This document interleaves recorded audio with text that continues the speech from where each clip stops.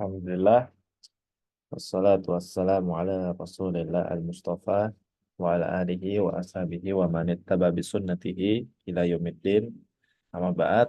Alhamdulillah, segala puji bagi Allah yang sudah mengumpulkan kita semua, tentunya walaupun melalui daring dan juga online. Insya Allah semoga ini menjadi apa tambahan amalan kita, ya, tambahan dan juga tabungan untuk di akhirat kelak.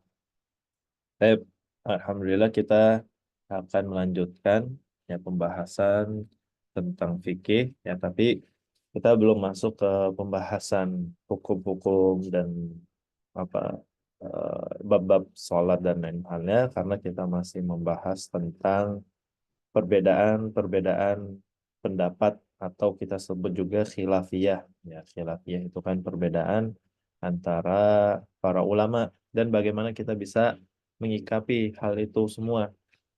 Tentunya ini menjadi pelajaran utama dalam memahami ilmu fikih, ya. Karena ketika kita sudah mempelajari ilmu fikih akan muncul perbedaan dalam menghukumi sesuatu, ya. Tapi ini perlu kita garis bawahi bahwasanya eh, di dalam perbedaan dalam ilmu fikih itu sudah biasa, bahkan dari zaman eh, apa empat imam mazhab itu saja itu sudah banyak sekali perbedaan ya antara Imam Malik sama Imam Syafi'i, Imam Hambal sama Imam Hanafi itu berbeda-berbeda, ya pendapatnya semua berbeda. Ada yang sama akan tapi dalam menghukumi sesuatunya syarat-syaratnya itu berbeda-beda. Nah, ini kita bahas ya bahwasanya dalam perbedaan pendapat itu sudah sering terjadi. Lalu penyebab-penyebabnya ya kemarin kita sudah membahas bagaimana perbedaan itu bisa terjadi ya dan sejarah-sejarahnya sedikit. Ya. Sekarang bagaimana terjadinya khilafiyah atau sebab-sebabnya ada perbedaan pendapat. Nah, tentu ini yang pertama, poin pertama itu adalah tidak sampainya dalil kepada seorang imam atau ulama. Ya, ini salah satu contohnya. Maksudnya apa? Kita ambil contohnya dulu aja. Ya, dari menghukumi istizan. Istizan itu adalah kita meminta izin untuk memasuki rumah orang untuk ingin bertamu. Nah, ini masalah istizan. Ini terjadi di zamannya Umar bin Khattab, ya zaman sahabat sama sahabat Musa al-Asy'ari. Nah, bahwasanya Umar bin Khattab ini di dalam rumah ya sedang beribadah, sedang sholat. Ya, lalu Musa Asy'ari datang ya mengucapkan dan mengetuk sebanyak 3 kali. Nah, lalu sudah 3 kali salam, ya si Musa al-Asy'ari ini sahabat radhiyallahu anhu, beliau pulang kembali lagi ke tempat asalnya. Nah, akhirnya Umar bin Khattab ini menyelesaikan sholatnya dengan eh, cepat, lalu membuka pintunya. Ternyata sudah tidak ada orang lagi. Nah, melihat si Musa al-Asy'ari ini masih ada di hadapannya dia, tapi sudah jalan, sudah arah ke kiblat, ya, sudah arah kiblat. Akhirnya Umar memanggil, ya, ya Musa, ya, Ta'al gitu. Ditanya, kenapa kamu pulang gitu? Saya sedang sholat, tunggu saja. Akhirnya ada perbedaan pendapat. Ya. Si Umar berkata, kalau saya sedang sholat, tunggu saja. Ya, nggak usah kamu eh, pergi dan lain halnya. Ya, kan tapi Musanya nggak tahu kalau Umar ini sedang sholat. Akhirnya Musa al-Asy'ari bilang ya al-istizan salasah ya fa in uzina lak wa in lam tarja. Ya, kata Musa al-Asy'ari, saya pernah mendengar Rasulullah SAW itu berkata al-istizan ya meminta izin itu 3 kali. Kalau misalkan diberikan ya sudah itu kita bisa gunakan, tapi kalau misalkan tidak maka kita kembali lagi atau pulang. Umar nggak pernah mendengar hadis ini, makanya dia marah ya sama eh, Musa al-Asy'ari. Ya, kenapa kok dia bisa pergi padahal ini kan nggak perlu.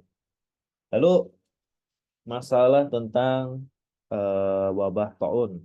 Ya, nah ini para sahabat ini wabah taun ya atau kita sebut sebagai penyakit pandemik pada masa khalifah ya.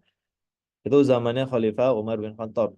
Ya, ketika itu Umar bin Khattab ingin pergi menuju daerah Syam, kan, tapi mendengar ada wabah taun, Umar bin Khattab dengan para sahabat ini bingung, apakah kita harus mendatangi kota Syam atau tidak.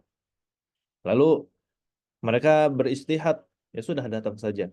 Ya, beristihad ya apa? Karena semua penyakit itu pasti ada. Ya, dan yang menurunkan penyakit itu dari Allah dan yang terkena dengan penyakit pun itu juga kuasanya Allah. Nah, mereka beristihad seperti itu. Ya, Umar bin Khattab pun mensetujuinya. Ya, akhirnya mereka pun melanjutkan, ya, bersepakat akan melanjutkan. Lalu ada salah satu sahabat, yaitu adalah Abdurrahman bin Auf. Nah, Abdurrahman bin Auf ini qadarullah dia tidak ikut rapat dalam menentukan apakah untuk pergi, melanjutkan pergi atau tidak. Akhirnya Abdurrahman bin Auf bertanya, ya, apa kesepakatannya? Akhirnya kesepakatannya adalah pergi. Lalu Abdurrahman bin Auf mengeluarkan salah satu hadis, yaitu adalah iza sami'tum bitta'un bi ardin fala tadkhuluha. Ya, kata Abdurrahman bin Auf, barang siapa yang dia itu eh, dia mendengar ada wabah bitta'un atau penyakit, ya, di suatu tempat fala tadkhuluha, ya, maka tidak boleh kita memasukinya. Wa iza waqa'a bi ardin wa antum biha fala takhruju minha, ya. Lalu dilanjutkan kembali oleh Abdurrahman bin Auf, dan ketika dia ada di tempat, ya, ada seseorang yang dia itu berada di tempat daerah yang ada wabahnya, maka dia dilarang untuk keluar. Nah, ini sama persis seperti di kita kemarin ya, penyakit COVID itu adalah pandemik juga, dan ini menjadi lockdown, dari lockdownnya orang-orang dan para ulama ini seperti ini. Tapi cuma eh, masalah pandemik pun itu banyak perbedaan, ya, masalah seperti sholat dipisah. Nah, ini kan sholat dipisah belum ada dari zamannya sahabat, dari zamannya Nabi Muhammad itu belum ada ya, apa, sholat itu dipisah, ya, 1 meter, ya, per orang, atau haji dan umroh itu khusus orang Arab saja, ya, orang-orang Muslim yang lain pun dilarang. Nah, ini belum terjadi dari zamannya para sahabat, ya, dari zaman-zaman dahulu belum terjadi seperti itu. Nah, makanya ini banyak khilafiyah, banyak perbedaan masalah COVID kemarin, ya. Cuma kita tidak perlu untuk menyibukkan masalah-masalah tersebut, ya.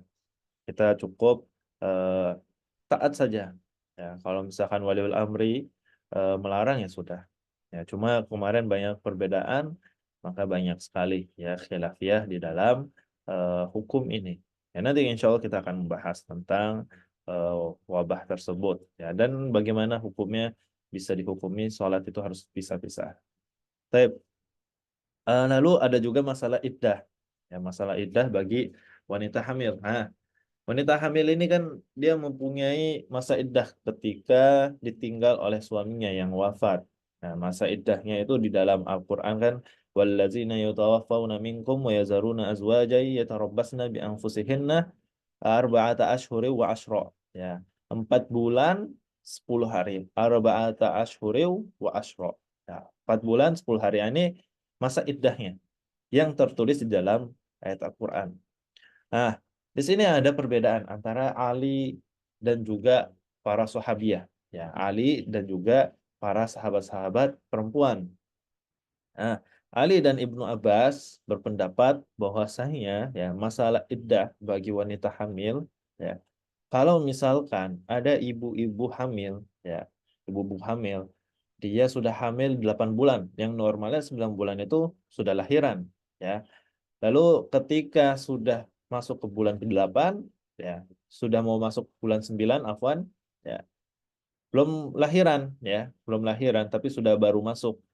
Lalu ditinggal oleh suaminya, meninggal ya suaminya.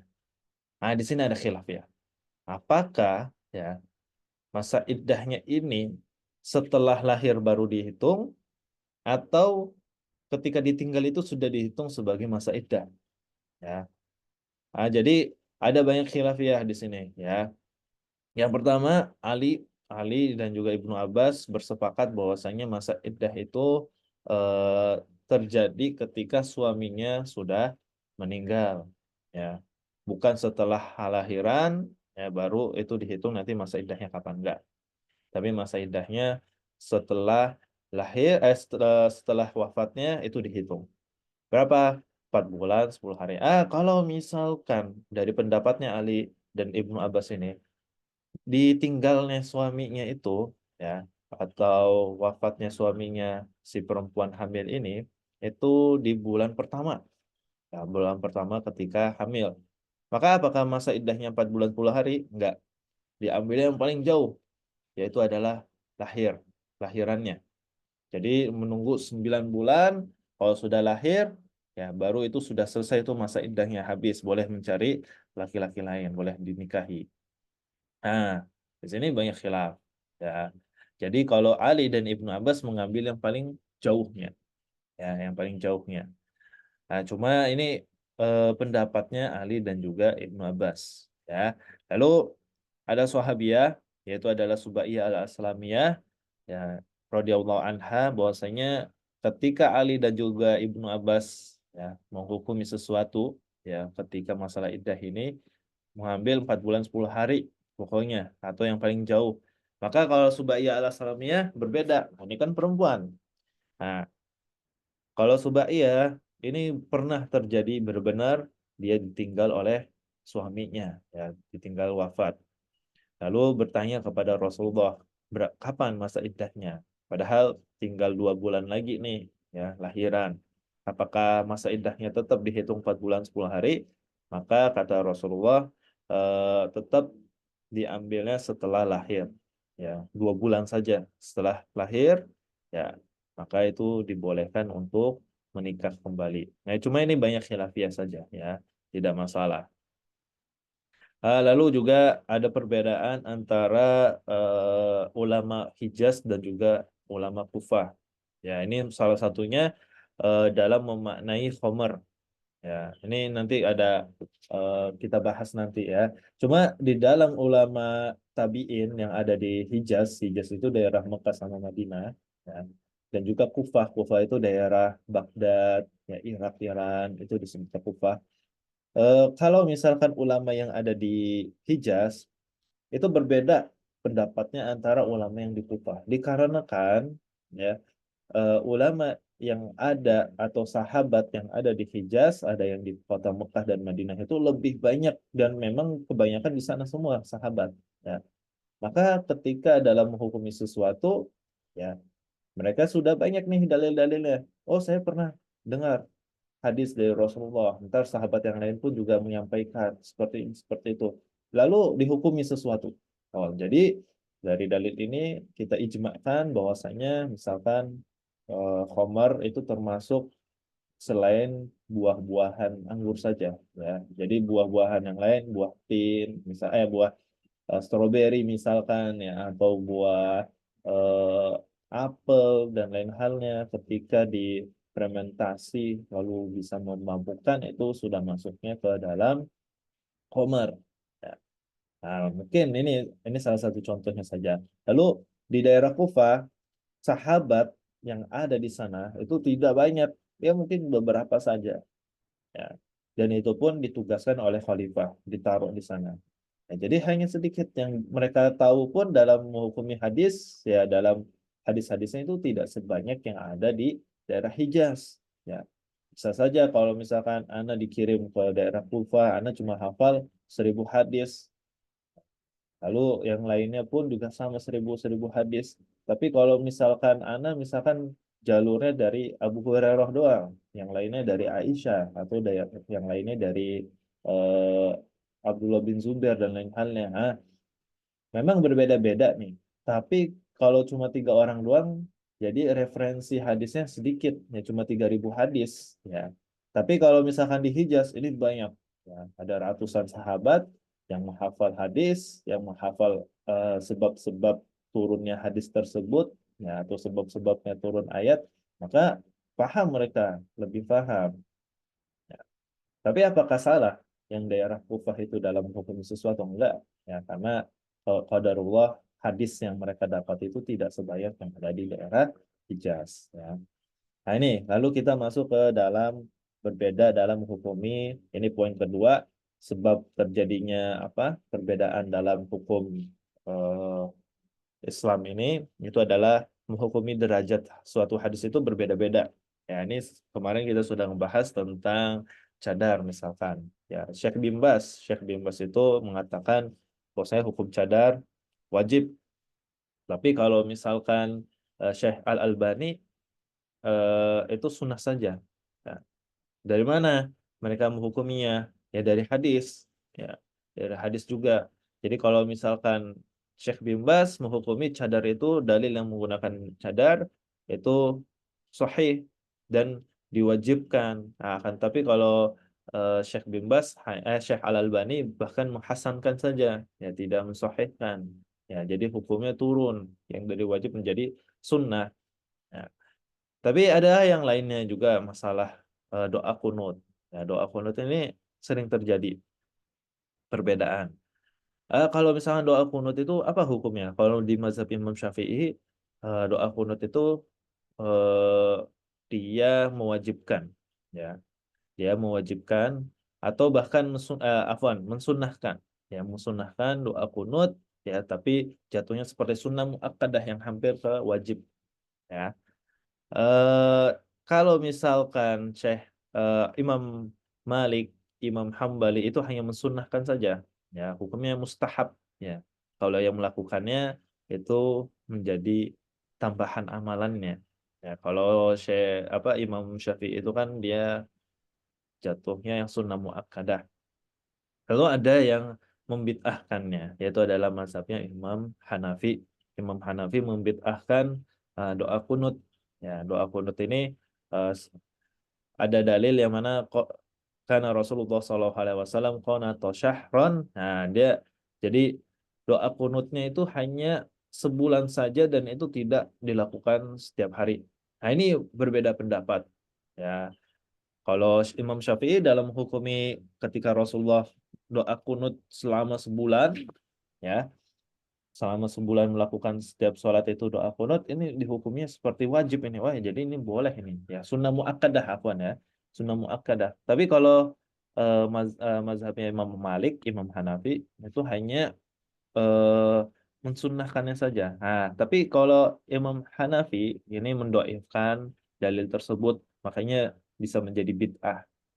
Nah, jadi ini tidak masalah, ya kalau dalam perbedaan hukum dalam ilmu fikih. Lalu ini juga perlu kita ketahui bahwasanya perbedaan pendapat di dalam agama Islam itu sudah terjadi dari zamannya sahabat. Jadi tidak perlu kita terlalu fanatik terhadap satu orang. Ya, jadi cukup kita melihat perbedaan tersebut sebagai penambahan ilmu. Ya, kalau misalkan menjadikan head speech, ya, nah itu nggak boleh, ya. Atau kita membencinya sekali, ya, dengan perbedaan pandangan tersebut, ya. Padahal dalil dan juga hujahnya, ya, penempatan dalam hukumnya sesuatu dalam ilmu fikihnya sudah benar. Nah, tapi karena berbeda pendapat, ya, berbeda dengan ustadznya yang dia cintai, yang dia fans banget, nah, dia menghukumi ustadz yang berbeda tersebut menjadi ahlul bid'ah, kafir, khawarij, dan lain halnya. Ya, itu tidak perlu, ya, kita mengatakan hal tersebut karena di dalam Islam, ya, perbedaan pendapat itu sudah terjadi. Nah, cuma nanti kita bahas lebih lanjut, ya, bagaimana kita menyikapi perbedaan tersebut. Nah, lalu ada juga yang lupa terhadap hadis. Ya, lupa terhadap hadis. Ini poin ketiga, sebab-sebabnya terjadinya khilafiyah, terjadinya perbedaan pendapat, yaitu adalah lupanya dalam memaknai hadis. Nah, ini salah satu yang sering terjadi adalah kisahnya Umar sama kisahnya Ammar bin Yasir. Ya, kisahnya Umar sama Ammar bin Yasir ini yaitu adalah ketika mereka berdua radhiyallahu anhuma dalam keadaan junub. Ya, kalau misalkan kita junub hadas besar, ya, maka cara membersihkannya yaitu adalah dengan mandi. Nah, mereka berdua radhiyallahu anhuma Umar dan Ammar bin Yasir berbeda pendapat dalam menghukumi bagaimana cara membersihkan tubuh mereka ya dari hadas besar yang tidak ada air sama sekali. Akhirnya apa? Eh, Ammar bin Yasir mendengar, oh dengan tanah ya, dengan tanah kita bisa mensucikan atau tanah tersebut bisa menggantikan sebagai air. Ya. Lalu Umar pun tahu ya, cuma dia lupa bagaimana tata caranya. Sama Ammar bin Yasir pun juga lupa. Akhirnya apa yang dilakukan oleh Ammar bin Yasir? Dia guling-guling, ya guling-guling ke pasir, ya di padang pasir itu dia guling-guling sampai tubuhnya itu sudah dipenuhi sama pasir, ya. Tapi dia pakai baju ya, bukan buka bajunya enggak. Tapi dia pakai baju tapi dimasukkan pasir-pasirnya ya sampai dilumuri oleh pasir. Itu kan geli sekali ya. Akhirnya Umar pun juga jijik ya. Nggak mungkin saya melakukan hal bodoh ini ya. Kata Umar pun, udah saya akan menahan sholat saya sampai benar-benar jelas. Ya. Akhirnya Ammar bin Yasir sholat ya karena dia sudah merasa suci. Umar tidak sholat. Ya. Akhirnya Umar pun sampai tertinggal sholatnya karena beliau dalam keadaan junub. Ya. Dan Ammar bin Yasir merasa saya ini sudah suci, makanya dia tetap melakukan sholat. Sampai di kota Madinah, ya, bertanyalah mereka berdua kepada Rasulullah. Akhirnya jawabannya adalah cukup seperti tayamum. Ya, tayamum itu ya sudah, ya, ke tangan lalu ke wajah kita. Ya sudah, itu sudah mensucikan kita dari hadas besar. Ya. Akan tapi Amr bin Yasir apakah salah yang dia lakukan? Tidak. Ya, tetap sah sholatnya, tidak perlu diulang. Karena apa? Karena kejahilannya Amr bin Yasir. Dan Umar pun tidak dosa karena Umar tidak mengetahui. Ya, jadi kalau sesuatu ketika kita beramal, ya, lalu kita nggak tahu, kita nggak dosa. Ya, kalau misalkan kita belum tahu. Tapi kalau kita sudah tahu, ya ini perbuatan yang salah, tapi kita masih tetap melakukannya, ini baru dosa. Ya. Baik, lalu, nah ini yang keempat, poin keempat yaitu adalah mengetahui pensisian atau mengetahui makna hadis. Ya, ini seperti tadi Ana bilang perbedaan memaknai khomer. Ya, jadi ada khomer ini berbeda pendapat antara ulama Hijaz sama ulama Kufah. Ya, pada saat itu. Kalau Kufah, khomer itu hanya yang dari anggur, ya fermentasi dari anggur. Tapi kalau ulama Hijaz, semua yang memabukkan itu pasti khomer. Ya, dan khomer itu haram semuanya. Maka ulama Kufah hanya memaknai khomer ini ya hurrimat alaikumul khamru wal maisir. Nah, mereka memaknai khomer ini adalah yang dari anggur. Nah, tapi kalau ulama Hijaz enggak, semua yang memabukkan itu khomer. Maka hukumnya apa dalam memaknai khomer ini berbeda-beda. Ya, kalau ulama Kufah ini sudah jelas ya. Mereka ini tidak bisa kita menjadi rujukan. Ya, kenapa? Karena ulama Hijaz itu lebih benar dalam menghukumi makna khamar. Ya, cuma ini sering terjadi ya. Kalau misalkan tidak berbeda banget ya memaknai hadis ini, yang memaknai kata ini tidak masalah. Kalau kalau khamar ini kan terlalu apa hukumnya besar sekali ya antara haram ya dan juga boleh nggak ini kita meminum. Ini besar sekali ya. Makanya ulama Hijaz itu lebih benar dalam menghukumi makna khamar. Nah, yang perbedaan yang lain itu adalah ketika kemarin sudah Ana singgung ketika kita wudhu ya. Ketika wudhu itu kan ada dalil di dalam ayat Al-Quran wamsahu biru'usikum ya faksilu wujuhakum wa aydiyakum ilal marafiq wamsahu biru'usikum. Nah, ini eh, dalil wudhu Nah, dalil wudhu ketika eh, para imam mazhab ya memaknai dalil ini ya. Kalau Imam Malik wamsahu biru'usikum ini dari ujung kepala kita basuh sampai ke belakang, lalu dari belakang ke depan. Ya. Imam Hambal, Imam Hanafi sepakat dengan perkataannya Imam Malik ya, sama. Tapi Imam Syafi'i berbeda. Imam Syafi'i ini kan berpendapat bahwasanya wamsahu biru'usikum itu bi bi-nya itu ya bermakna ba'du ya atau bermakna sebagian saja. Jadi sebagian dari rambut kita ini terkena dikit terkena dengan air sudah. Jadi depannya saja terkena maka itu sudah masuki wamsahu biru'usikum. Jadi bukan seluruh kepala kita yang dibasuh tapi hanya sebagian saja ya. Dan ini tidak masalah ya karena ini tidak menghukuminya antara haram atau halal ya. Tapi ini bagaimana cara menghukumi batas ya, batas dalam membasuh kepala. Nah, ini tidak masalah. Tapi kalau dalam masalah haram dan halal ini perlu kita garis bawahi yang mana yang paling benar ya pendapatnya. Jangan seakan-akan kita berpendapat nah, ingin meminum khamar ya. Kenapa? Karena anak berpendapat bahwasanya khamar itu dari anggur saja. Dari mana dalilnya? Ini dari ulama kufah. Nah, ini salah, jelas salah sekali. Ya. Nah, makanya pendapat-pendapat seperti ini perlu kita garis bawahi antara haram dan juga halal. Oke, lalu juga ada dalam keliru memahami dalil, ya salah satunya ketika Rasulullah SAW ya selesai perang dengan Bani Quraizoh, ya berperang dengan orang Yahudi, akhirnya kemenangan kepada seorang Muslim. Akhirnya semuanya pada pulang ya ke rumah-rumah masing-masing. Sebelum Rasulullah menaruh baju besinya, baru melepas ya, belum ditaruh ke dalam tanah, ke atas lantai ya. Akhirnya turun dalil ya, turun wahyu dari Allah bahwasanya harus melanjutkan peperangan sebelum melepaskan baju zirahnya. Akhirnya Rasulullah pun berkata kepada para sahabat, la yusalliyannal asra ya ahadakum ya illa fil Khaybar ya kecuali di Khaybar.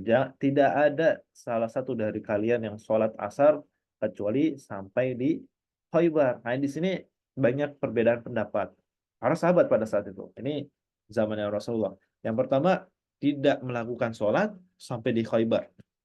Yang kedua, tetap sholat tapi harus cepat-cepat ya ke Khaybar setelahnya.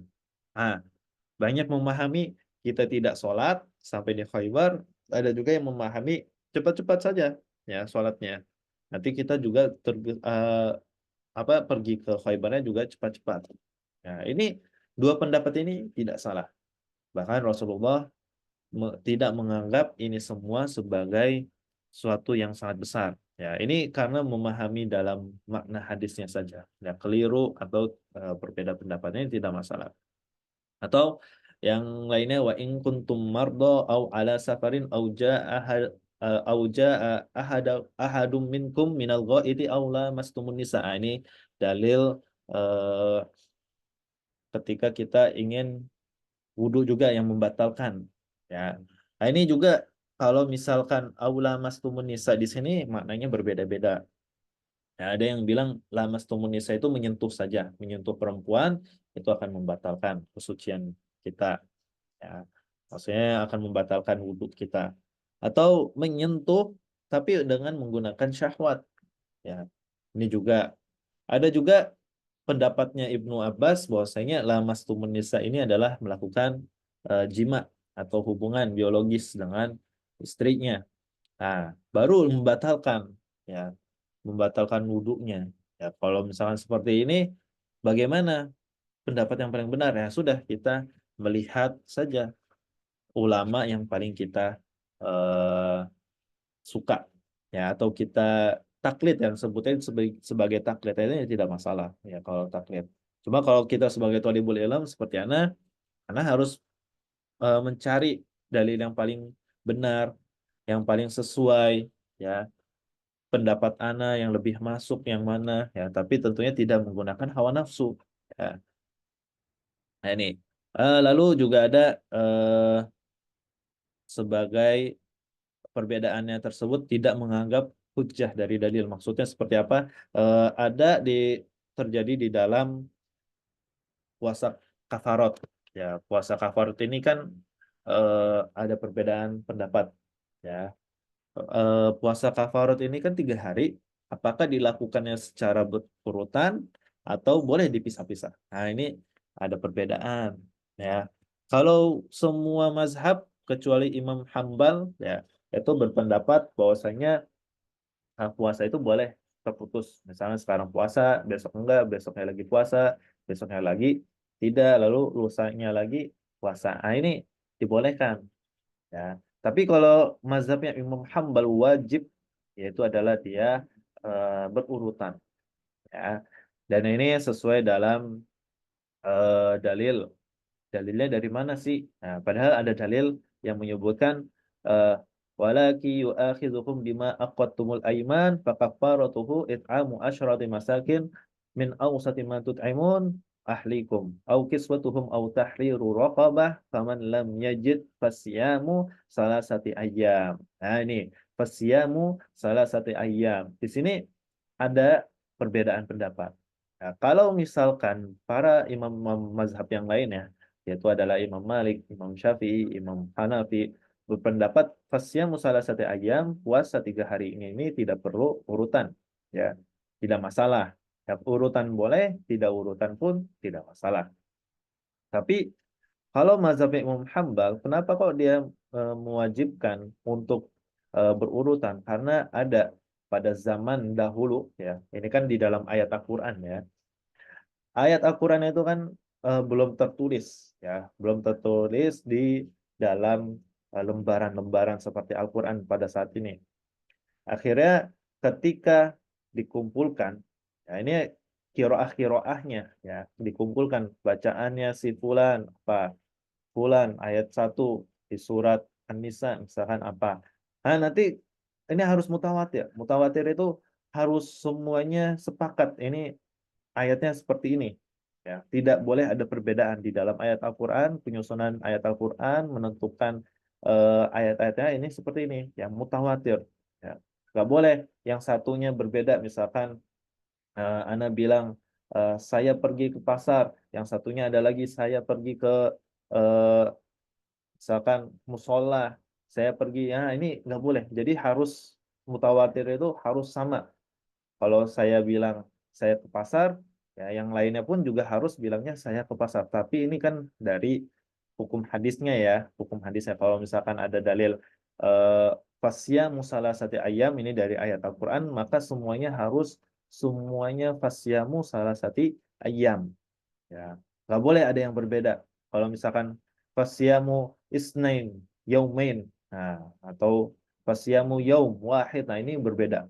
Ya, maka itu tidak boleh dimasukkan ke dalam ayat Al-Quran. Jadi di dalam penyusunan Al-Quran itu harus mutawatir. Dan mutawatir itu harus lebih dari 10 orang, ya. Yang mana 10 orangnya ini, ya, itu mengucapkannya harus sama, ya, semuanya. Jadi setiap generasi dari sahabat, ya, dari eh, sekretarisnya Rasulullah yang mana selalu menulis ayat Al-Quran, itu 10 sahabatnya harus melebihi 10 itu dalam ayat yang sama juga, ya.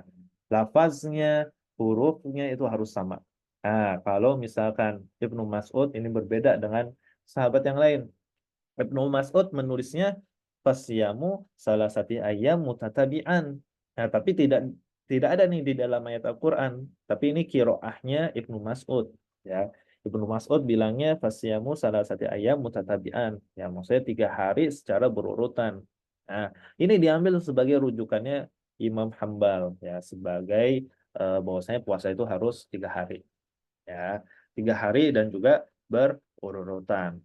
Ya, oke. Lalu ada juga ya, yaitu adalah memahami dalam perbedaan pendapat dari memahami takwil atau mentafsirkan dalam makna hadis juga ini sama seperti yang sebelumnya. Ya, Cuma ini di tafsirannya itu berbeda. Maknanya sama, tapi tafsirnya ini berbeda. Contoh, al-bay'an wa al-khiyar, ya, ma lam yatafarraqa. Ya, ini ada dalil, ya. Transaksi jual beli, ya, itu ada khiyar. Khiyar itu apa? Boleh kita batalkan. Ya, akad tersebut boleh kita batalkan malam yatafarraqa, selama belum berpisah. Nah, ini dalam memahami selama belum berpisahnya ini berbeda pendapat. Nah, kalau misalkan mazhabnya Imam Malik, ya, Imam Malik itu malam yatafarraqa, mazhabnya imam yang lain dulu lah ya. Imam yang lain malam yatafarraqa itu adalah ketika sudah berpisah dari majelisnya, sudah berpisah dari tempatnya. Ya, jadi kalau misalkan ana masih duduk dengan penjual, masih duduk nih satu tempat, maka itu masih ada yang namanya membatalkan akad. Ya. Selama ana belum pergi dari tempat tersebut. Nah, kalau sudah pergi dari tempat tersebut, ya nggak boleh yang namanya khiyar, membatalkan transaksi. Nah, tapi berbeda dengan Imam Malik. Imam Malik berkata bahwasanya malamnya tafarraqa selama dia belum berpisahnya dari segi apa? Qaul. Ya, perkataan, ucapan. Jadi kalau misalkan Ana bilang, saya mau beli ya dompet ini, berapa harganya? 10.000. Oke, saya beli 10.000. Ya, sudah terputus. Tidak ada percakapan kembali. Maka itu tidak ada lagi yang namanya khiyar. Ya, tidak ada lagi namanya khiyar. Jadi kita ketika sudah setuju, ya sudah sampai oke, ana oke, lalu penjualnya juga oke dalam segi tawar menawar, tapi tiba-tiba terputusnya nggak melanjutkan omongannya lagi ya dalam transaksi ini. Ya. Tapi ana masih duduk di satu tempat, satu majelis dengan penjualnya. Nah ini di pendapatnya Imam Malik, bahwasanya itu sudah selesai malam yatafarraqa. Jadi ketika selama belum berpisah dari percakapannya. Ya. Jadi kalau sudah beda lagi, misalkan Ana sudah transaksi sudah oke, tiba-tiba Ana ngobrolin, Mas tinggal di mana? Ya, Mas eh, udah berapa lama jualan di sini? Nah, itu sudah bukan lagi transaksi. Ya, obrolannya bukan lagi transaksi. Maka kalau seperti itu tidak ada namanya khiyar, tidak ada lagi yang namanya membatalkan eh, apa transaksi. Ya, baik. Ini perbedaan dari sebab-sebabnya, ya. Lalu bagaimana kita bisa menyikapi ini semua, ya? Atau kita menoleransi, ya, khilafiyah dari pendapatnya para ulama. Baik. Toleransi tentunya kita kan tadi Anas awal menyebutkan kita kalau ada perbedaan pendapat itu tidak perlu kita pusingkan. Ya, karena kita tinggal taklid saja. Kalau kita nggak mau pusing, nggak mau capek mencari hadisnya yang benar yang mana, maka kita taklid.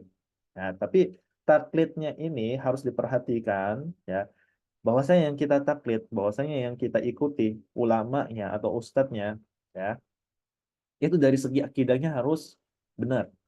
Ya, kalau misalkan akidahnya sudah salah, ya, karena di dalam akidah ini penting sekali dalam ilmu fikih, ya. Nanti akan muncul masalah baru. Kalau misalkan ulamanya akidahnya benar sesuai dengan Al-Quran dan juga Sunnah dan hadis Nabi Muhammad SAW, ya, maka ya sudah turunannya yang ilmu-ilmu furu'nya insya Allah akan selamat.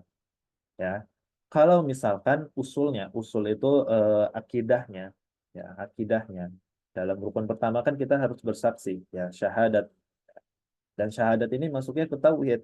Kalau memahami tauhidnya ini sudah benar, sesuai dengan Al-Quran dan Sunnah, maka ilmu-ilmu yang lainnya insya Allah akan selamat. Ya, insya Allah. Ya. Maka tidak masalah. Tapi kalau misalkan dalam memahami akidahnya sudah salah, contoh, ya, makanya ini kita harus tahu akidah seorang ulama. Ya, ini salah satu syarat dalam apa kita harus mentaklid kepada siapa itu salah satu syaratnya akidahnya kita cek dulu.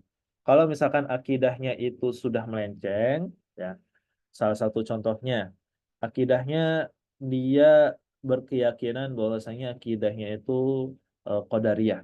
Apa itu akidah qadariyah? Akidah qadariyah itu dia percaya takdir itu belum tertulis sampai kita melakukannya. Nah, jadi kalau misalkan antum semua ini tidak mengikuti Zoom, jadi belum tertulis tuh. Ya, walaupun hanya niat, ya. Wah, baru niat itu niatnya nggak belum ditulis tuh di dalam Lauhul Mahfuz. Ya, ini akidah Qadariyah, ya. Dan akidah Qadariyah ini jelas salah. Ya. Allah itu sudah pasti menulis takdir kita, ya. Tapi kita ini tidak dipaksa. Nah, kalau misalkan kita dipaksa, ini masuknya lagi ke akidah Jabariyah. Ya. Maksudnya paksa apa sih? Kalau misalkan saya orang kafir ya sudah di dalam takdirnya orang kafir gitu. Atau misalkan saya takdirnya eh, orang kaya, nggak bisa miskin, ya ini kan takdirnya saya. Nah, atau sebaliknya, saya ini ditakdirkan sebagai seorang yang miskin, ya. Maka apakah saya nggak bisa kaya? Ya, ini kan udah ditulis Lauhul Mahfuz, ya. Ya, sudah lama, ya. 50.000 tahunnya itu tidak ditulis, ya. Sudah ditulis, ya. Kapan kita meninggalnya, rezekinya apa. Jadi ini ya sudah kita nggak bisa mengubah, ya ini disebutnya akidah Jabariyah. Ini salah ini kalau seperti ini, ya. Kalau seperti ini ya para sahabat sudah berkeyakinan seperti itu, ya enggak. Sahabat sudah mengakui, oh saya kan menyembah patung, ya sudah saya sudah ditulis sebagai orang yang penyembah patung atau saya sudah ditulis sebagai orang musyrik. Nah, kenapa? Karena sudah ditulis di Lauhul Mahfuz. Nah, ini salah. Ya, ini akidahnya Jabariyah. Ya. Akidah Qadariyah ini pun juga diyakini sebagai akidahnya orang-orang Majusi. Ya, orang-orang yang dia itu menyembah api pada zamannya Persia. Ya, karena di Majusi dia meyakini bahwasanya takdir itu akan tertulis selama kita melakukan sesuatu. Ya, jadi kalau misalkan hanya niat itu belum ditulis. Ya. Padahal niat itu sudah termasuk sebagai amalan ibadah. Ya. Makanya kalau misalnya kita sudah berniat untuk melakukan ibadah haji, tapi belum terlaksanakan, ya maka itu sudah masuk ke dalam ibadah niat. Ya, dan itu sudah ditulis juga di dalam Lauhul Mahfuz. Apapun yang kita pikirkan dan lain halnya itu semuanya tertulis di dalam Lauhul Mahfuz. Ya, dan itu akan terhitung sebagai pahala kita. Ya, makanya ini bukanlah Jabariyah dan Qadariyah atau akidah-akidah yang lainnya. Ya, akidah Mu'tazilah, ya Maturidiyah, ya itu harus kita hindari. Jadi yang benar gimana? Akidahnya adalah akidah Ahlussunnah wal Jamaah yang dipahami oleh para sahabat, ya, yang dipahami oleh apa para tabiin, ya, tabiut tabiin, para imam mazhab, ya Imam Malik, Imam Hambal, Imam Syafi'i, Imam Hanafi, Imam Bukhari, Imam Muslim. Itu akidahnya apa ini? Ya, kita ikuti akidah mereka. Ya, nah, makanya ini yang perlu kita perhatikan. Nah, ntar kalau kita membahas akidah itu lebih panjang lagi. Cuma cara memilihnya itu adalah akidahnya harus benar. Tapi kalau misalkan ada akidahnya, misalkan dia itu membolehkan, karena mohon maaf kalau misalkan ada yang tersinggung, membolehkan untuk berziarah kepada kuburan.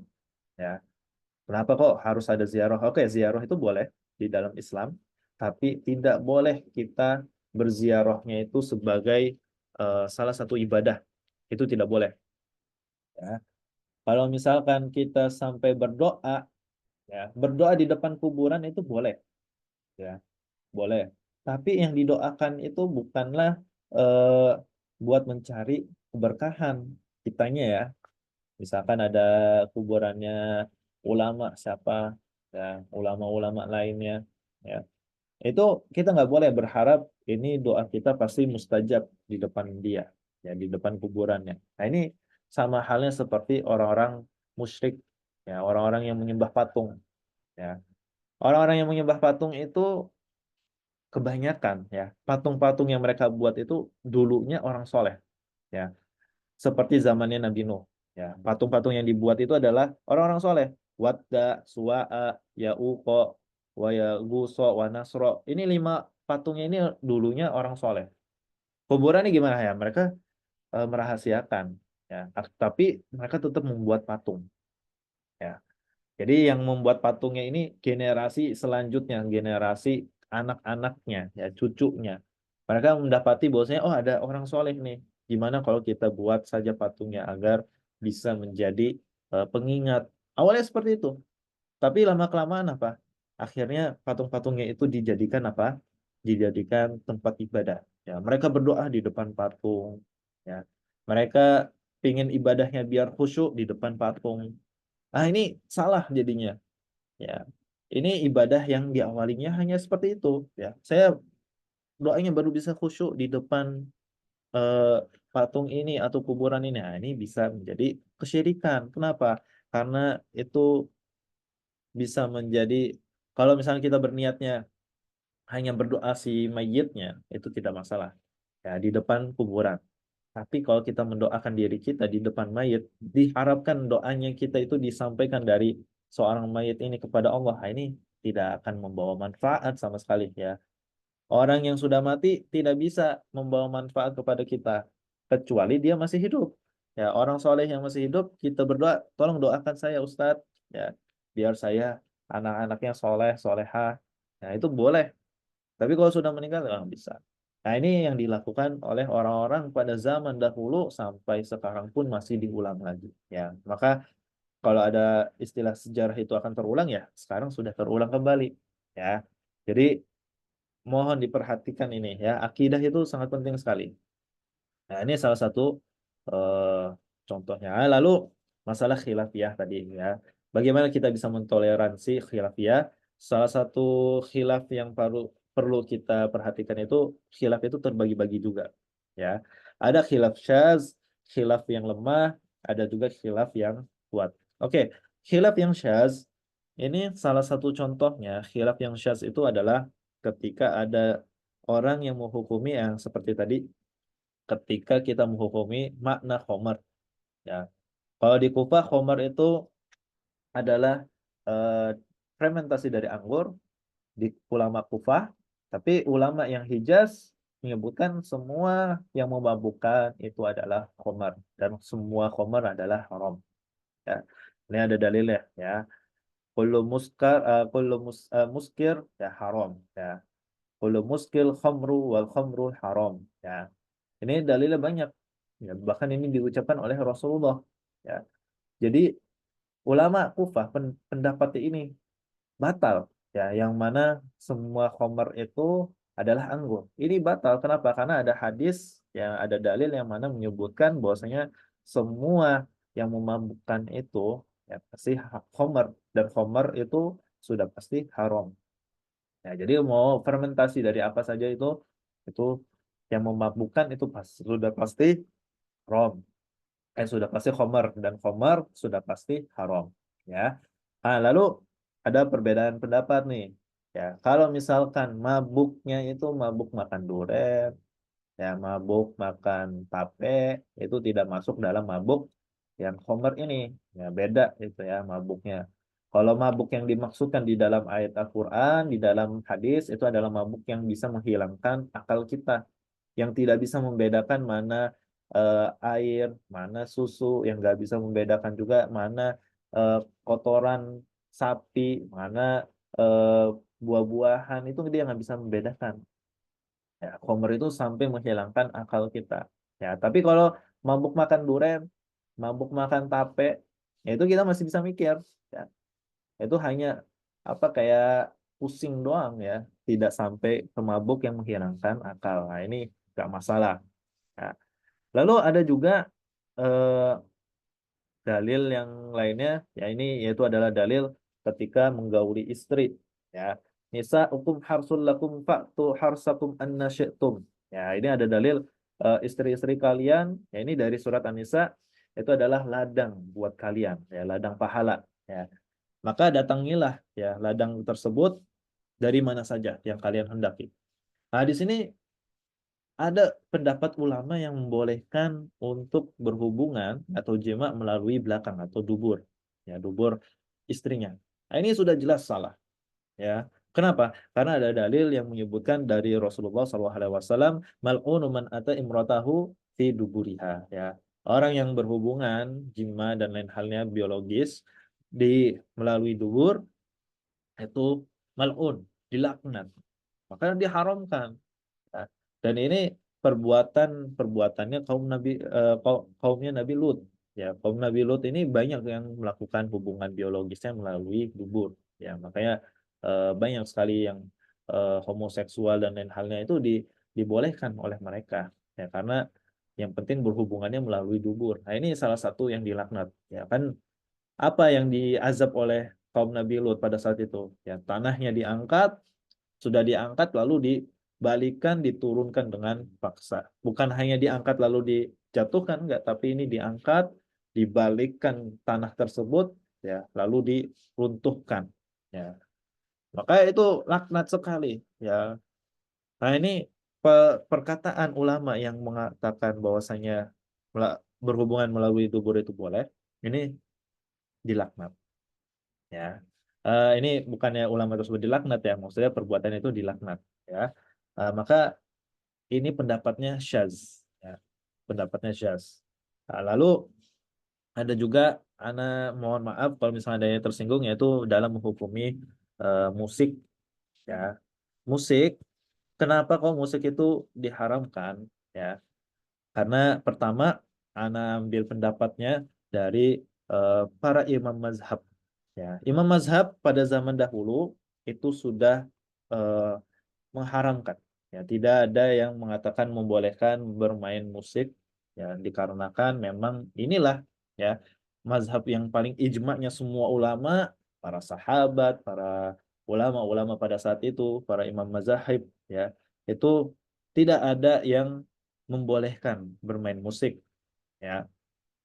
Tapi ada ulama baru, ya, maksudnya ulama yang kedepannya ratusan tahun muncul lalu membolehkan atau mendoifkan dalil yang mana para ulama yang dulunya sudah ijma tidak boleh, ya, tapi didoifkan, ya. Jadi ada dalil la yakunanna min ummati aqwamun yastahillun mahir wal harir wal khamru wal ma'azif, ya, akan tiba, ya, yaitu adalah umat aku yang kaumnya itu menghalalkan zina, menghalalkan sutra, menghalalkan khamar dan juga alat musik, ya. Nah, ada Ibnu Hazm Al-Andalusi itu mendoifkan, ya, pengharaman musik, ya, yang diriwayatkan oleh Imam Bukhari itu didoifkan. Ya, padahal Imam Muslim, ya, Imam Malik, Imam Syafi'i dan imam imam yang lainnya itu setuju dengan perkataannya Imam Bukhari. Ya, tapi ada satu kaum, ada satu ulama yang mengharamkan. Maka ini mendoifkan dalil tersebut. Maka ini muncul permasalahan baru lagi. Ya, ini Ana mengambil pendapat dari salah satu asatizah, ya, bahwasanya kalau misalkan para ulama yang dulunya, ya, sebelum-sebelumnya, ya, dari imam mazhab tersebut sudah mengharamkan sesuatu, maka kita tidak boleh, ya, ketika imam mazhab tersebut mengharamkan, kita menurunkan kadar haram tersebut menjadi makruh, menjadi sunnah, atau dibolehkan yang tidak boleh, ya, karena ulama terdahulu, ya, sudah menghukuminya haram. Kalau muncul ada satu ulama yang mana itu dibolehkan, nah ini nanti bakal muncul perbedaan. Makanya sampai sekarang pun hukum musik itu berbeda-beda, ya, sampai sekarang. Lalu apakah hukumnya ini syaz, khilafiyahnya ini syaz? Nah, ini anak ambil ini khilafiyahnya termasuk syaz, ya. Kenapa? Karena sudah ada ulama yang mengijmakkan mengharamkan musik, lalu dibuat menjadi doif, jadinya dibolehkan dan lain halnya, bahkan diajarkan. Ya, ini tidak boleh, ya. Maka kalau misalkan ada yang berbeda pendapat dari menghukumi musik, nah coba kita lihat dulu, ya, apakah benar dari pendapat ustadz tersebut, ya, apakah akidahnya sudah benar dan lain halnya, ya. Kalau misalkan akidahnya sudah benar, akidahnya itu memang sudah pasti ahlus sunnah wal jamaah, akidah yang digunakan oleh para ulama terdahulu, ulama salaf, maka kita pertanyakan dulu, ya, bagaimana dia bisa menghalalkan atau eh, menurunkan kadar haram dari musik tersebut. Nah, ini harus kita perhatikan, ya. Baik, ini kan khilaf syaz, ya. Ini juga banyak perbedaan pendapat. Cuma kalau Ana mengambil pendapat yang mana eh, musik itu memang haram, ya, dan alhamdulillahnya Karena dulunya memang pernah mendengarkan musik dan sekarang pun mengurangi, ya, mengurangi dan bahkan sudah mendengar musik itu pusing, ya. Alhamdulillah. Makanya kita harus bisa menghindarkan dari yang haram-haram ini. Coba kita latih, ya. Memang agak sulit, ya, termasuk masalah rokok, ya. Rokok ini banyak sekali perbedaan pendapat juga. Nah, ini Ana jelaskan dulu. Rokok itu sudah pasti haram, ya enggak? Nah, kalau misalkan ulama secara ijma, ini seluruh dunia ulama sudah ijma loh, bahwasanya rokok itu haram, ya.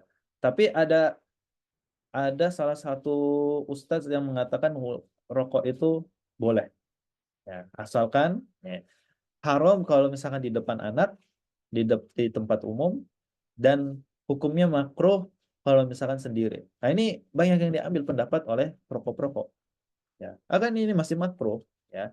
Jadi boleh dong, nggak sampai haram, nggak dosa dong. Nah, ini menjadi pendapatnya orang-orang pada saat ini sekarang, ya. Tapi Oh iya iya. ini adalah yang salah sekali, ya. Kenapa? Karena memang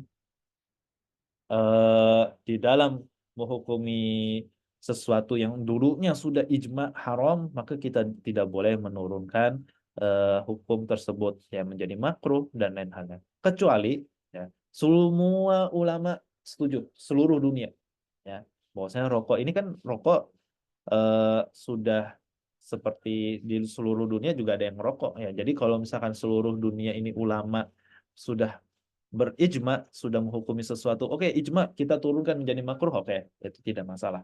Tapi, ya, kalau misalkan hanya ulama di Indonesia yang menghukumi rokok itu menjadi makruh, tapi ulama-ulama yang lain yang ada di Saudi, yang ada di Mesir, yang ada di Yaman dan lain-lain itu masih mengharamkan, maka salah itu. Ya, ini khilafnya syaz. Ya, ini disebutnya khilafiyah doang. Ya, makanya ini tidak boleh. Ya. Maka kalau misalkan masalah khilafiyah ini, ya, kita tentunya harus melihat dulu, ya, mana yang lebih dulu menghukumi sesuatu. Nah, makanya ini agak susah, ya. Makanya Ana bilang untuk mentaklid, untuk menghukumi sesuatu, ya, memang agak sulit buat kita yang tidak punya banyak waktu untuk menelaah, meneliti, ya. Cuma Ana bilang dari awal, coba kita taklid, ya, kita ikuti ustadz yang mana akidahnya itu benar. Insya Allah ilmu-ilmu yang lainnya pasti akan benar juga, ya. Kan ulama dan ustadz itu kan dia pasti meneliti, ya, menghukum hukum-hukum tersebut, ya, maka mereka lebih banyak waktunya dan kita hanya taklid saja, tidak masalah.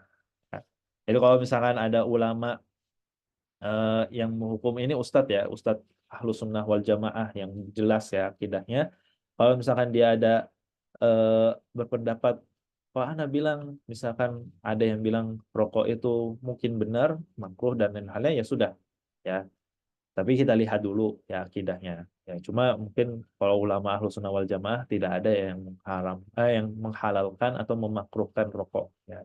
Akidah Ahlus Sunnah wal Jamaah semua ulama berpendapat semua rokok itu haram. Ya. Tapi kalau misalkan ada perbedaan pendapat, misalkan ini yang banyak terjadi. Kalau misalkan faktanya memang rokok itu tidak, kan ada yang bilang rokok itu diharamkan karena membunuh, ya, bisa membunuh. Tapi ada orang tua saya rokok, ya, 30 tahun, 40 tahun tapi tidak mati-mati, ya. Jadi ini hukum rokoknya salah dong. Nah, sedangkan teman saya yang sering makan eh, minum jus, ya, atau minum Pocari Sweat, Yakult dan lain hal yang banyak kadar gulanya, itu baru mengkonsumsi 3 tahun saja udah mati. Nah, jadi yang bahaya sebetulnya gula dong.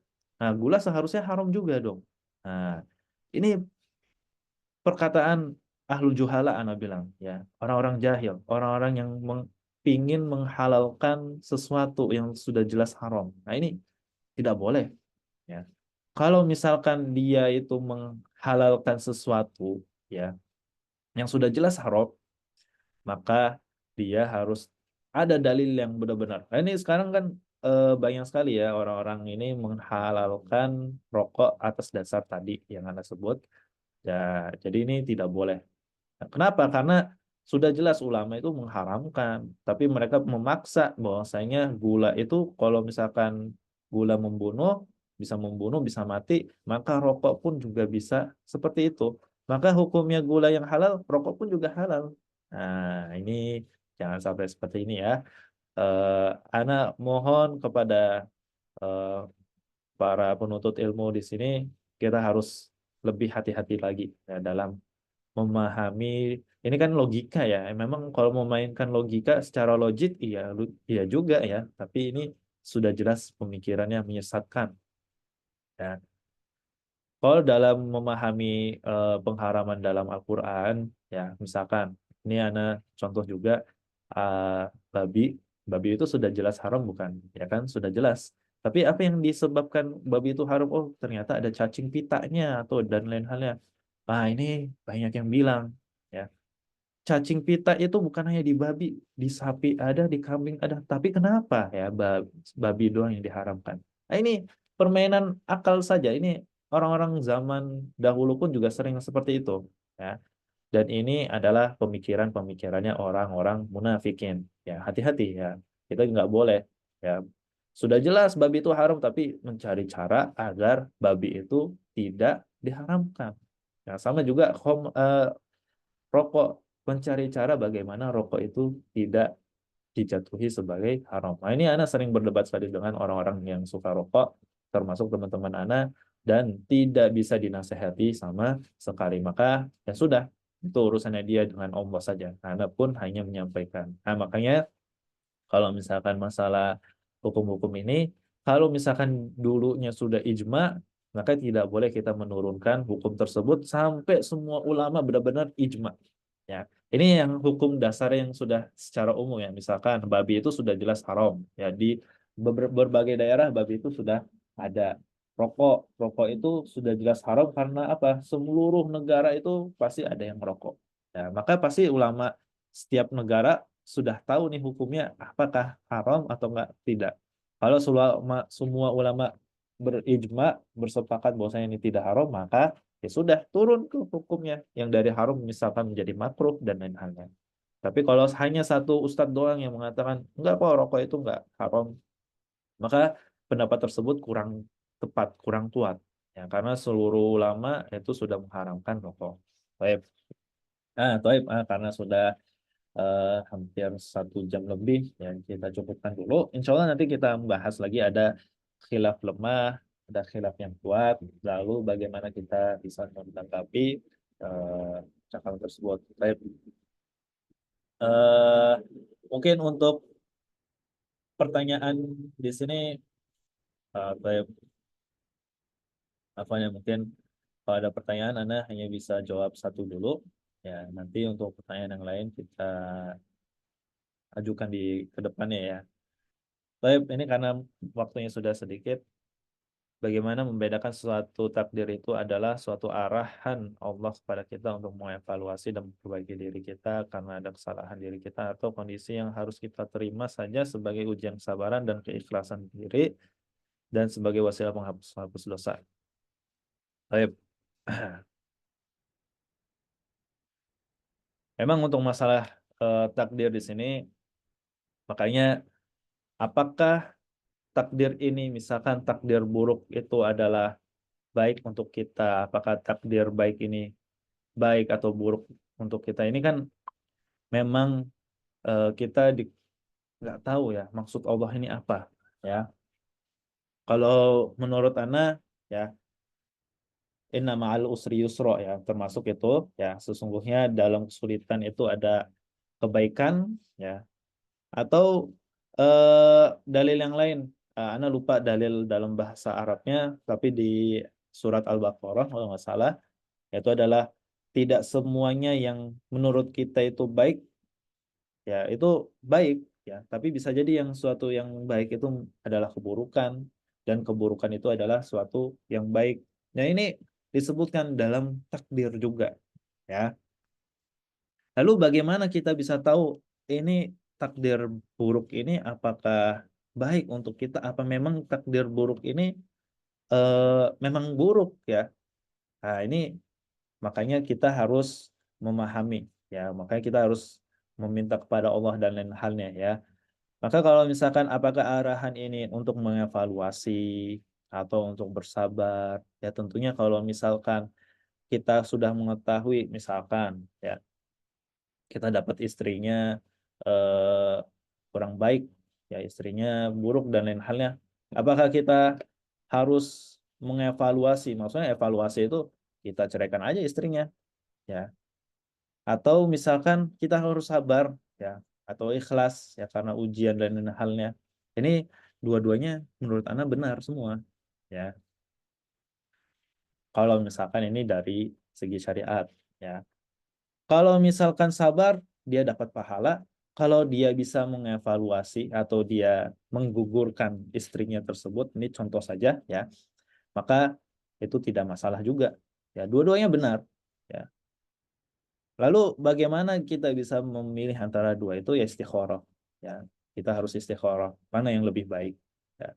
Bukannya Anda sebut menceraikan istri itu adalah pilihan yang terbaik, enggak juga. Tapi kalau misalkan ya kalau kita istikharah kan ada doanya ya. Kalau misalkan pilihan ini adalah pilihan yang terbaik untuk agama aku, untuk dunia aku dan untuk akhirat aku, maka berikanlah petunjuk dan berikanlah bahwasanya inilah jawabannya.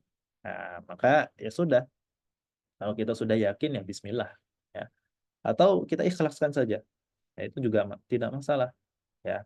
Tapi ini adalah pilihan dua saja. Nah, makanya kita harus memperbanyak istikharah dalam sesuatu hal yang bingung.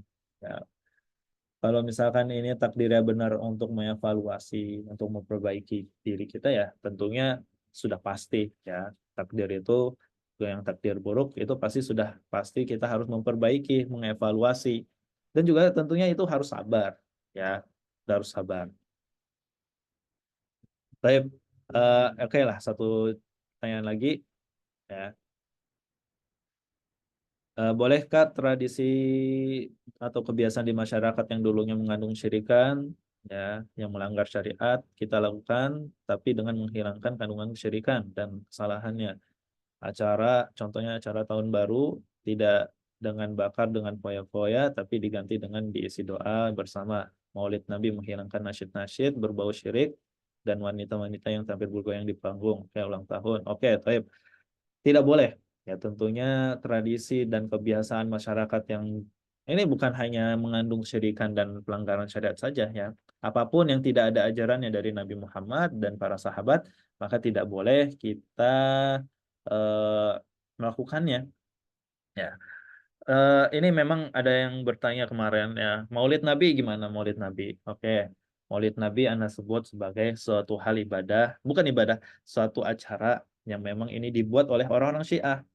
Ya, coba antum cari aja ya, Maulid Nabi, sejarah Maulid Nabi. Siapa yang menciptakan, siapa yang pertama kali mengadakan itu adalah dinasti Fatimiyah. Dinasti Fatimiyah ini adalah dinasti orang-orang Syiah. Nah, Ana tadi sudah sebut dari awal. Kalau misalkan akidahnya sudah salah, kalau dia membuat apapun ya ke bawah ke bawahnya itu pasti sudah jelas syirik, afwan ya, sudah jelas itu salah ya.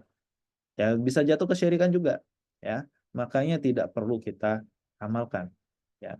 Lalu bagaimana kalau misalnya kita buat tetap maulid tapi tidak ada sholawatan berjamaah, benar-benar dikasih kajian-kajian yang bermanfaat tentang sirah dan lain halnya. Anak sebut itu tetap tidak boleh ya. Kenapa? Karena dia mengkhususkan hari tersebut dengan kajian sirah, dengan isian-isian yang bermanfaat dan lain halnya. Nah, tapi kalau misalkan ya, misalkan ini kan pengkhususan. Kalau misalkan tepat, misalkan Anda mengadakan kajian ya, tapi bertepatan di hari Maulid Nabi ya. Tapi Anda nggak menyebut embel-embel Maulid Nabi, nah itu tidak masalah ya, karena Anda tidak mengkhususkan kajian ini untuk Maulid Nabi ya. Memang kajiannya memang di hari tersebut saja. Berbeda kalau misalkan ada tulisan eh, penyambutan Maulid Nabi, kajiannya tentang sirah selama 3 hari. Nah, maka itu sudah pasti mengkhususkan kajian tersebut untuk merayakan Maulid Nabi. Ya, tapi apakah Maulid Nabi ini boleh? Nah, coba antum searching saja. Ya, Ana kalau pendapat Ana, Maulid Nabi itu sudah jelas salah. Kenapa? Karena yang mengadakan pertama kali adalah orang-orang Syiah. Lalu yang ke bawahnya ini banyak kok ulama-ulama yang membolehkan. Ya, karena apa? Ya itu dalam menghukumi sesuatu itu kita tidak boleh menggunakan hawa nafsu. Apakah ustadz tersebut menggunakan hawa nafsu? Wallah alam. Ya, tapi Ana bilang bahwasanya eh, Maulid Nabi ini diciptakan atau pertama kali dibuat oleh dinasti Fatimiyah, yang mana itu sudah jelas sekali Syiah. Apakah antum ingin melakukan ibadah-ibadah yang dilakukan oleh Syiah? Ya, coba antum lihat ibadahnya orang Syiah sekarang. Ya, ketika hari Asyura menyiksa dirinya dengan apa pedangnya dilempar-lempar ke punggung sampai berdarah-darah. Kalau misalkan antum merasa itu akidahnya benar, ya lakukan seperti mereka. Tapi kalau anak nggak mau, ya. Makanya kita lihat, kalau antum hanya mengikuti maulidnya Nabi, tapi yang lainnya tidak, nah, itu sudah jelas antum salah. Ya, kalau antum sekalian ikutin aja semuanya, ya. Kalau bisa, ya akidah Syiah antum ikuti akidah mereka. Ya, mereka mengadakan hari Asyura, antum ikut juga Asyura. Ya, sekalian, ya. Jangan nanggung-nanggung, jangan satu-satu. Ya, karena anak sudah bilang dari awal, kalau akidahnya sudah jelas salah, ya jangan sampai kita mengikuti. Ya, ini sudah jelas. Lalu kalau misalkan ada yang lain, tahun baruan dan lain halnya itu memang pemahaman yang salah. Ya, tahun baruan tidak ada zamannya Rasulullah. Setiap pergantian tahun Hijriah ada perayaan, tidak ada.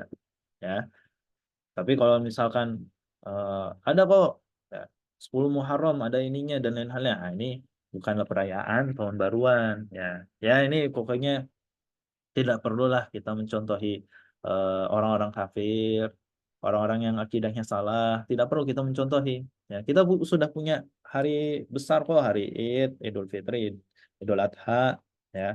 Itu hari besar, ya tidak perlu kita tambah-tambahi. Ya. Tapi wallah alam bisawab, ya cuma ini pendapat Ana kalau misalkan ada di sini yang tidak suka dengan pendapat Ana ya silahkan saja. Ya, namanya juga perbedaan pendapat.